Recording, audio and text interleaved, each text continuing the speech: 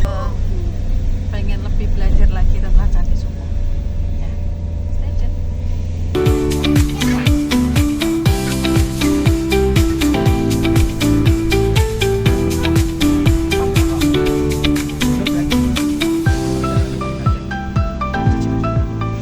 Oke, kita sudah sampai ke Candi Suko ya.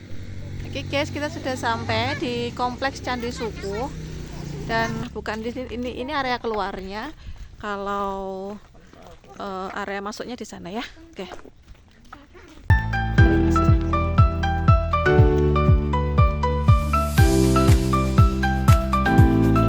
Oke, kita langsung ke pintu masuk. Langsung masuk ya.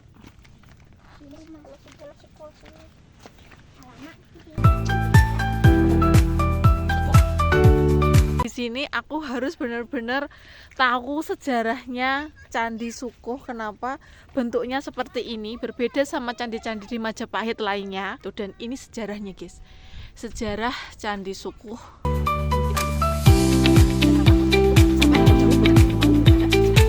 Sini ada relief tentang Sudamala, tentang Garuda dan Bima Suci. Banyak kisah-kisah Mahabharata di sini gitu. Kita telisik langsung yuk. Di lantai di candi pertama ini itu candi yang paling bawah ya guys ya. Ada situs yang sangat terkenal di Candi Suko gitu. Yang sekarang sudah ditutup tuh, nggak boleh melewati. Kita lewat tangga yang seharusnya kita lewati di sini. Oke, kita naik dulu. Jadi guys, di sini itu terdapat situs yang paling terkenal di Candi Suko ya. Jadi yang sampai di kunci seperti ini karena saking kuatnya mitos, dan ini dijaga sama jaga candi untuk terbebas dari mara bahaya. Kita naik dulu di sini. Di sini ada yang mengetes. Padahal ini di zaman Majapahit ini melambangkan lingga dan yoni. Ini Candi Suko ini itu melambangkan seperti candi yang menjelaskan tentang kesuburan. Ini sangat mengambangkan tentang kesetiaan.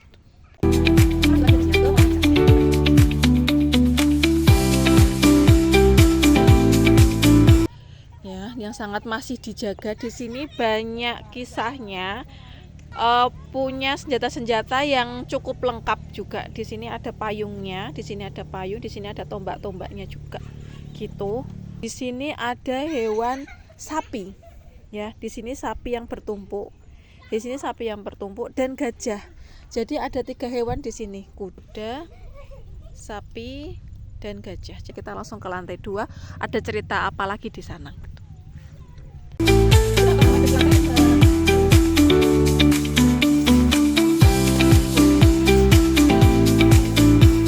Ini dijaga sama 2 penjaga. 2 penjaga yang bentuknya memang sudah kurang sempurna ya guys ya di sini ya.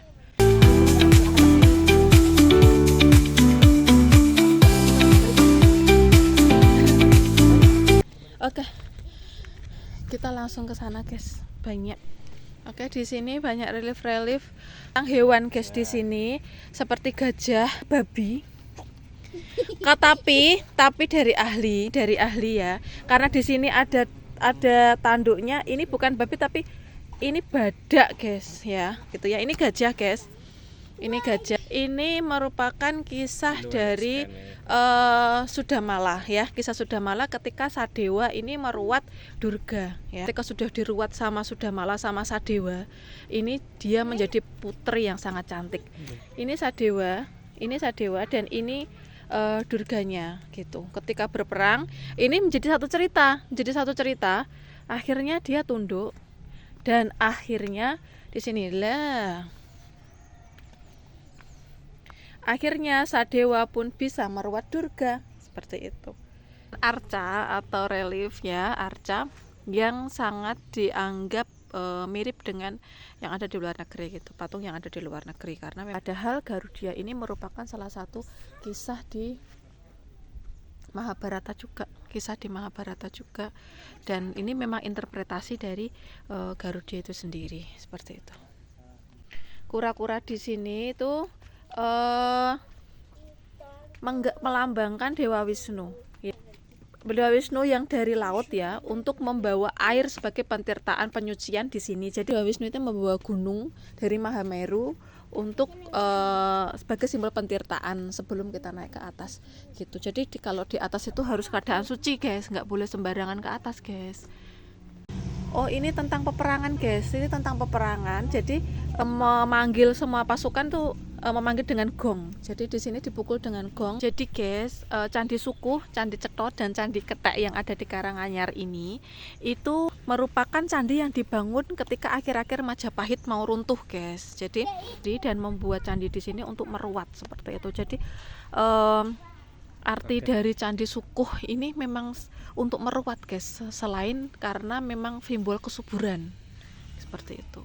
Semua ini intinya itu tentang meruat guys, meruat hal-hal yang jelek menjadi yang baik seperti itu. Jadi ketika candi-candi yang lain itu selalu ada di tengah seperti yang ada di Prambanan. Di Prambanan atau di Borobudur itu selalu yang paling besar itu di tengah. Tapi kenapa ini paling besar itu ada di akhir? Ini juga ada penjelasan yang sangat menarik di sini. Kita naik dulu ke atas ya.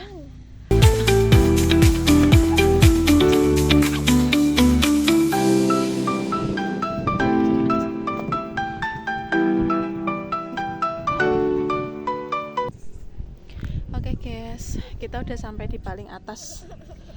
Candi yang paling akhir ini candi yang paling besar dan candi yang dibuat untuk peribadatan. Kita ulik nanti ya guys ya. Pertama ya, oke? Diduga ya guys ya, diduga sama yang ahli sejarah ini cuman alas, piramida ini cuman alas, dan ada bangunan organik di sini guys. Bangunan organik di sini yang tingkatannya itu 11 seperti pura di Bali. Dan kenapa piramida guys? Kenapa? Diduga ini menyesuaikan sama tempat di sini gitu. Tempat di gunung itu berbeda sama tempat yang ada di dataran guys. Bentuk piramida untuk menopang agar tidak mudah terkena bencana. Mungkin seperti itu leluhur kita berpikir. Makanya sangat-sangat berbeda sama candi-candi Majapahit yang lain. Apalagi di Mojokerto sangat jauh sekali antaranya di Trowulan dan di sini gitu.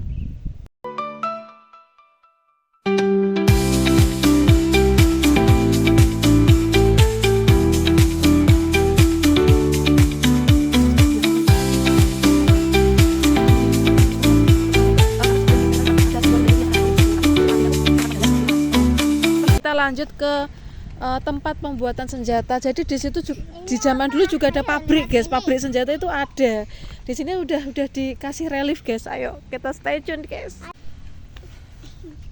Di sini ada cerita tentang pembuatan senjata di sini guys. Di sini dan ada gajah yang sedang menari. Ya, di sini ada senjata yang belum jadi di sini guys. Nah, di sini ada senjata yang belum jadi. Ini ada tempat buat manasin pedang ya, dan di sini ada kumpulan senjata gitu guys ya. Oke, produksi senjata di sini. Jadi senjata ini digunakan untuk berperang di zaman Majapahit gitu. Jadi guys, banyak orang bilang kalau Candi Sukuh ini sangat mirip sama candi yang ada di suku Maya. Jadi kayak piramid di suku Maya seperti itu, padahal maksudnya itu sangat berbeda. Memang di zaman Majapahit akhir itu memang konsepnya memang punden berundak. Di logika juga suku Maya ini sudah lama punah dibanding dengan zaman Majapahit. Jadi 200 tahun atau 400 tahun sebelum Majapahit ada. Jadi di logika saja nggak mungkin sekali kalau Nusantara itu menjadi pilar atau percontohan dari suku Maya seperti itu, karena suku Maya itu sudah ada lebih dulu dan sudah punah, sudah hilang gitu, baru Majapahit muncul. Jadi ini merupakan candi asli dari Majapahit seperti itu.